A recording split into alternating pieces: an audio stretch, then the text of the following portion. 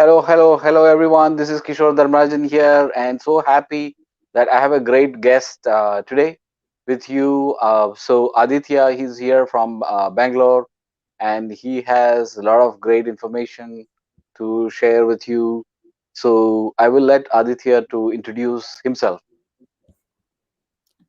Hey Kishore, thank you very much. Thank you for this opportunity. And good morning, good evening, greetings everybody, no matter where you are.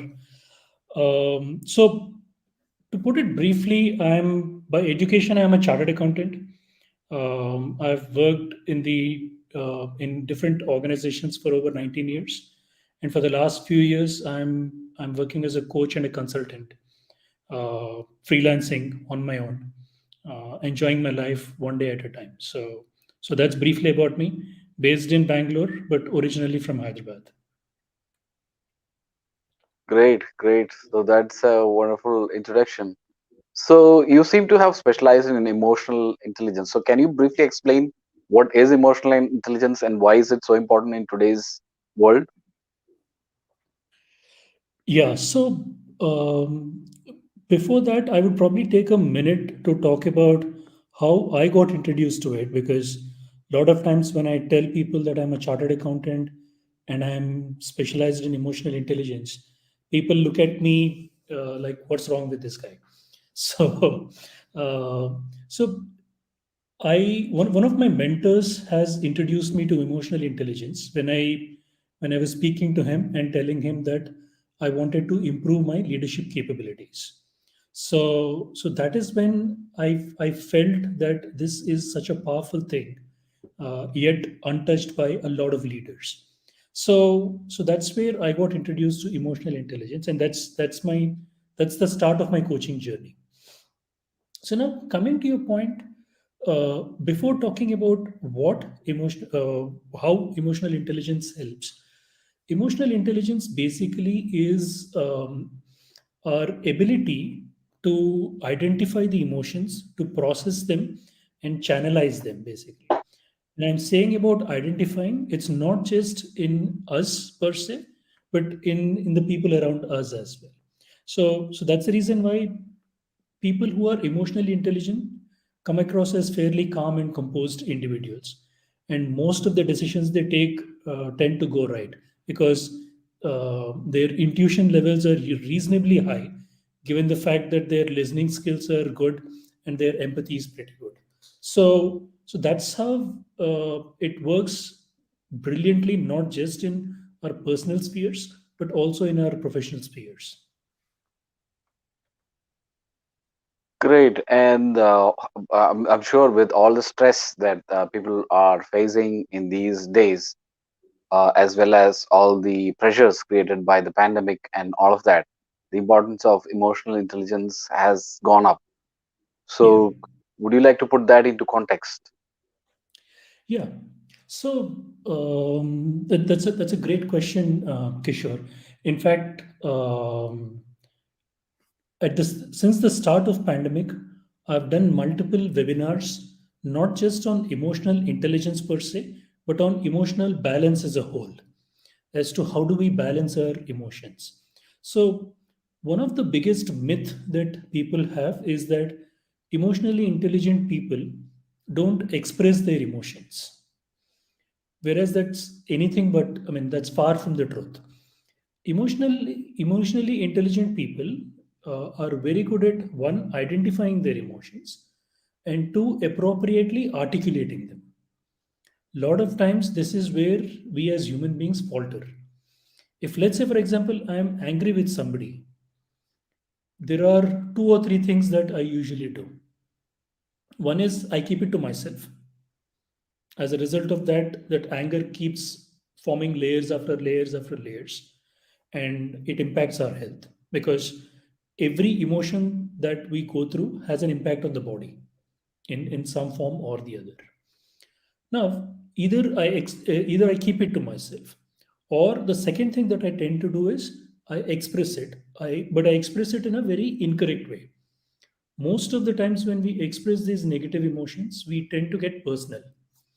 If I don't like what you do, for example, I tend to say, you are doing this, you always do this, you have done this in the past. So it's all about you. Whereas I'm very little, I mean, my conversation is very little about the emotion that's involved. So when we express our emotions, when emotionally intelligent person expresses the emotion, the conversation is all about the instance and the emotion. It's very little about the person. Now, bringing it in context to the pandemic that we are having, typically people were not used to looking at each other for a very long part of the day, be it parents and kids, spouses, siblings, whoever they are. They were busy with their own days, and when they come back home, they're either busy with the social media or very little personal interaction. Now, with a lot of people working from home, staying at home becoming a mandate, they are unable to manage those relationships. They're unable to handle those emotions that are coming out as a result of that.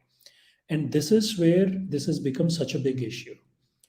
A lot of organizations have invited me to host sessions on emotional balance. And trust me, a 60-minute session usually gets dragged into 90 minutes or so. That's because of the number of questions that come through. Talk to me about the grind that people are going through emotionally. And that's where this becomes so very important in the current state. That's a great rendering of what we are all going through. And as you rightly said, a lot of people are staying at home, and the interaction between family members have increased definitely, and that creates a lot of friction. At the same time, it's also an opportunity to understand each other much better. Probably in no time in history, people have had so much time to learn about each other. So definitely a wonderful opportunity. Yeah. Which brings us to the next point. Is mindfulness all a part of emotional intelligence, or is it something which is on its own? Okay. Before I talk about, before I directly respond to your question in a yes or no, let me just briefly allude to what mindfulness is.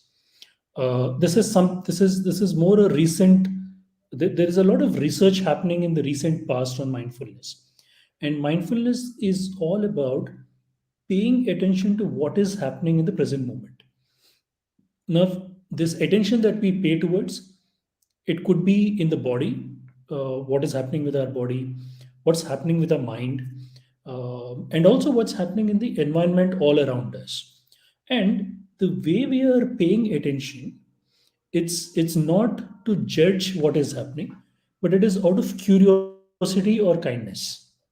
So we are just trying to really understand what's happening. That's about it. We're not questioning it, we're not judging it. So that's mindfulness all about. Now, the reason why a lot of people tag emotional intelligence and mindfulness together is because when we are emotionally intelligent, when we understand our emotions, we see that these emotions are impacting parts of our body. Like, say, for example, if someone is angry, some people have a tremble in their voice. Their voice shakes. It trembles sometimes.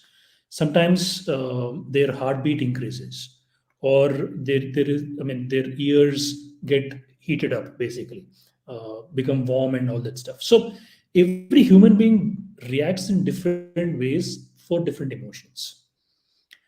Now, for us to be able to spot these things and reduce the impact, mindfulness plays a big role. Because mindfulness, by definition, if we were to see, it is all about paying attention to what's happening within us and outside us. And emotional intelligence is all about spotting the emotions and managing them. So they both go hand in hand pretty well. So that's the reason why a lot of people talk about these two things together. That's an excellent way to put it together. So, do people who have higher emotional intelligence as well as who are more mindful, do they have, do they lead happier lives? Happier, more than happier, they are more joyful and they are more composed and content in their lives because they're more at peace. When you are around these people, you could sense, I mean, just as negativity, even positivity is contagious. So when we are around these people, that energy and those vibes rub onto us basically. So you can see them more content with their lives, more at peace with what is happening, uh, and they're more calm in nature. That's excellent. So people who probably who have an issue with mindfulness, and people who don't have emotional intelligence or are struggling to attain an optimum level of emotional intelligence, I'm assuming they require some kind of coaching, which is probably where your help comes in. Is that right?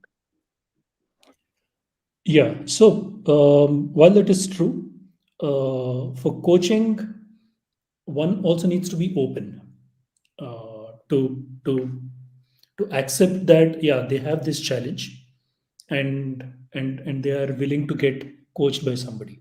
And to your point, yes, I specialize in that coaching basically. So basically, what you're saying is someone has to be coachable before they approach a coach, because otherwise they are just going to overflow with their own things, and probably it's not going to get across. Correct. Correct. That openness has to be there. That is very true. This is what I have also noticed, that not everyone is teachable, not everyone is coachable. It's it's that some people have a requirement, and they realize that they have an awareness, and they are ready for that transformation. And it's only when people are ready for that transformation, probably a coach can help them. So I guess it has been a wonderful session where you have given away great information. And if people are interested in knowing more about your coaching service, or they want to have a chat with you, how can they reach out to you? LinkedIn is one platform where I'm very active. I'm usually pretty. For the last week or 10 days, I've been a little busy with a few things, so I've not been posting a lot on LinkedIn. But otherwise, I do check LinkedIn almost like 3-4 times a day. So reaching out to me on LinkedIn is one of the best ways. Alternatively, they can go to my website, which is www.adityakuchibhotla, no space, .com. Um, and you submit a request form, and then I would respond in less than 24 hours. So these are the two ways. LinkedIn is the best way to easiest way to approach me, and then my website is the second. Excellent. That has been a very useful session for our audience. And I will also leave your website address below this conversation, which is happening on the Facebook group, which is Digital Marketing Dubai. It's happening on our Facebook page, which is Trendleap, and also on a third Facebook page called To Dubai. And I think it's also going live inside my YouTube channel. So thank you, Aditya, for your information, and looking forward to bringing further more speakers in this delightful session that we are having most of the evenings. So have a great evening and the rest of the day. See you. Bye. Bye, everyone. Thank you, Kishore. Thank you Bye, for the Aditya. opportunity. Thank you. Bye bye, Yeah. everybody. Thank you. Thank you. Thank you. Thank you. See you.